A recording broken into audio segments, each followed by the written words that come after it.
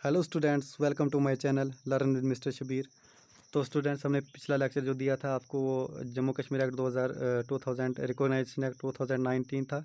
ठीक है, उसका हमने लास्ट पढ़ा था, फ्यूचर्स उसके पढ़े थे। ठीक है, कि जम्मू कश्मीर के जो यूटी है उसके लिए जो है 5 सीटें जो लोकसभा के लिए होंगी और 1 सीट होगी जो लद्दाख से होगी, जो लोकसभा के लिए लद्दाख यूटी से 1 होगी। ठीक है, तो उसके बाद क्या है, इसके फ्यूचर्स क्या हैं? High court of J&K will act for both UTs. ठीक है, जम्मू कश्मीर का जो हाई कोर्ट है वो दोनों यूटीज़ के लिए जो है काम करेगा। ठीक है, तो seats in legislative assembly increases from 107 to 114। ठीक है, तो क्या किया गया, जो असेंबली की लेजिस्लेटिव असेंबली की जो सीट्स थी जम्मू एंड कश्मीर में, ठीक है, उनको जो है 107 से बढ़ा के 114 कर दी। ठीक है, तो reservation for the SC schedule caste और शेड्यूल ट्राइब के लिए भी रिजर्वेशन रखी गई है इसमें।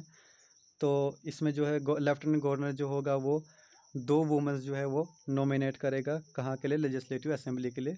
डायरेक्टली जो है जो लेफ्टिनेंट गवर्नर होगा वो एलेक्ट करेगा, नॉमिनेट करेगा। ठीक है, तो फॉर POK, ठीक है, पाक ऑक्युपाइड कश्मीर जो है, जिसको हिंदुस्तान पाक ऑक्युपाइड कश्मीर कहता है। ठीक है, तो उसके लिए भी जो है वो 24 सीट्स जो है वो वैकेंट रखी गई हैं। ठीक है, किसके लिए? लेजिस्लेटिव असेंबली के लिए। ठीक है, तो पावर्स क्या क्या होंगे अब जम्मू कश्मीर के पास, क्या क्या पावर्स होंगे? ठीक है, इस एक्ट के तहत आर्टिकल 239A के तहत जो है क्या क्या पावर्स जम्मू कश्मीर को मिलती हैं, तो ये भी हम पढ़ते हैं। ठीक है, तो वेल स्टूडेंट, ये लेक्चर बहुत ही इंपॉर्टेंट है और बहुत ही मज़ेदार है, मज़ा आएगा सुनने के लिए। और आप जो है इसको राइट डाउन भी करते रहिएगा। ठीक है, नोट कीजिएगा आपने अपनी कॉपी पे। तो इसके पावर्स में पढ़ाता हूँ अब आपको। तो जम्मू कश्मीर जो है they can make any law on any subject. ठीक है, कौन कौन से में से बनाया जाता है? स्टेट लिस्ट और कंकरेंट लिस्ट। ठीक है, except public order and police. ठीक है, इनके अलावा जो है स्टेट लिस्ट और कंकरेंट लिस्ट में जो है जम्मू कश्मीर जो है अपने कानून बना सकता है। ठीक है, तो लेकिन किसके अलावा? पब्लिक ऑर्डर एंड पुलिस के अलावा। ठीक है, इस पर जो है डायरेक्टली सेंटर का रोल रहेगा। ठीक है, तो strength of A council of minister ये भी डिक्लेयर कर दी गई है। ठीक है, स्ट्रेंथ कितनी होगी कौंसिल ऑफ मिनिस्टर की, कितनी होगी? Including CM not more than the 10% of total members of A legislative assembly. ठीक है, कितने होने चाहिए? CM को लेके 10% से ज़्यादा total members of A legislative assembly से ज़्यादा नहीं होने चाहिए। ठीक है, लेजिस्लेटिव असेंबली में जितनी तादाद होगी मेंबरों की, उसमें 10% से ज़्यादा CM को लेके नहीं होने चाहिए। ठीक है,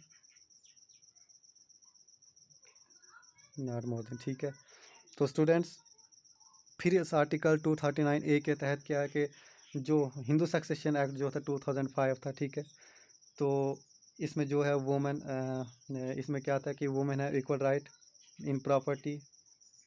ठीक है, विद कंपेयर टू मैन। ठीक है, जितना जो है मर्द जो है जितना हक रखता है प्रॉपर्टी पे, उतनी ही जो है औरतें भी हक रखेंगी। ठीक है, इस एक्ट के तहत था कि वो जो है एप्लीकेबल रहेगा। ठीक है, उसको नहीं हटाया जाएगा। ठीक है, तो उसके बाद क्या था? तो एंटी करप्शन ब्यूरो जो है, anti corruption bureau will be created it control under lieutenant governor. ठीक है, तो उसके बाद जो RPC जो था उसको रिप्लेस किया गया, जो रणबीर पैनल कोड था। ठीक है, पहले J&K में रणबीर पैनल कोड होता था, तो उसको अब जो है IPC के तहत जो है चेंज कर दिया गया। ठीक है, आर्टिकल 239 के तहत जो है RPC जो था वो अब जो है उसकी जगह पे IPC होगा। ठीक है, जो J&K पुलिस होती थी, स्पेशल पुलिस होती थी जम्मू एंड कश्मीर की, उस पर पहले लिखा होता था, उसके बैच पे लिखा होता था, यूनिफॉर्म में लिखा होता था J&K CRPC। ठीक है, J&K CRPC लिखा होता था। तो अब क्या लिखा जाएगा उस पर? CCRPC। ठीक है, क्या लिखा जाएगा? CCRPC। ठीक है, ऑन यूनिफॉर्म। ठीक है, उसके बाद दिस एक्ट कंटेन क्या क्या है? 103 सेक्शंस, 14 पार्ट्स, 5 शेड्यूल्स। ठीक, क्या क्या है? 103 सेक्शंस, 14 पार्ट्स एंड 5 शेड्यूल। ठीक है, तो मैं इनमें से आपको कुछ जो इंपॉर्टेंट, वेरी इंपॉर्टेंट जो है, जो क्वेश्चन में आम खास से जो पेपर में पूछी जाती हैं, ठीक है, वो पढ़ाता हूँ मैं आपको। ठीक है, इंपॉर्टेंट सेक्शन जो है 14 था, यह है जो है वो इम्पॉर्टेंट सेक्शन है, ठीक है। इसमें क्या है, Ladakh UT will administrated by lieutenant governor, ठीक है। इस सेक्शन के तहत जो है लद्दाख में जो है लेफ्टिनेंट गवर्नर जो है वो काम कर रहा है, ठीक है। तो उसके बाद सेक्शन 57(1), ठीक है, ये भी वेरी इंपॉर्टेंट है, ठीक है। इसमें क्या होगा, abolish the legislative council of existing UT या फिर जम्मू कश्मीर। इसमें क्या, लेजिस्लेटिव काउंसिल जो है इस सेक्शन के तहत जो ख़त्म कर दिया जाएगा, ठीक है। तो पहले क्या होता था कि हम जो है बाई कैमरल, हमारे पास यहाँ बाई कैमरल हाउसेज होते थे, ठीक है। लेजिस्लेटिव काउंसिल और लेजिस्लेटिव असेंबली होता था, ठीक है। अब जो है ओनली इस सेक्शन 57 और 57 पार्ट 1 के तहत जो है वो लेजिस्लेटिव काउंसिल जो है वो ख़त्म कर दिया गया, ठीक है। नो वी आर यूनिकैमरल, ठीक है, हमारे पास सिर्फ लेजिस्लेटिव असेंबली ही है, ठीक है। तो उसके बाद फिफ्थ शेड्यूल जो है फिफ्थ शेड्यूल ये भी इम्पॉर्टेंट है, ठीक है। तो इसमें क्या होगा कि 106 सेंट्रल लॉज जो है वो अप्लाई कर दिए गए हैं इन लद्दाख एंड JNK में, ठीक है। UT of Ladakh and JNK में, ठीक है। किस शेड्यूल के तहत, फिफ्थ शेड्यूल के तहत 106 जो लॉज जो हैं, सेंट्रल लॉज जो हैं वो अप्लीकेबल हैं यहाँ पे और अप्लाई कर दिए हैं लद्दाख और जम्मू कश्मीर में, ठीक है। 153 स्टेट लॉज डिलीटेड, ठीक है। तो 153 जो थे स्टेट लॉज जो थे वो ख़त्म कर दिए गए और 166 जो है वो कंटिन्यू है, ठीक है। तो स्टूडेंट्स, मैं समझता हूँ कि आपको इस लेक्चर में बड़ा मज़ा आया होगा सुनने के लिए। तो आप जो है इससे जो है एग्री भी होंगे।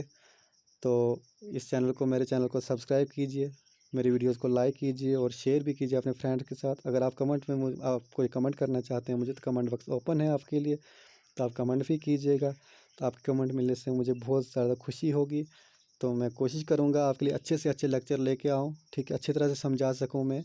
तो तब तक के लिए दीजिए इजाज़त, मिलते हैं नेक्स्ट लेक्चर में। Thank you.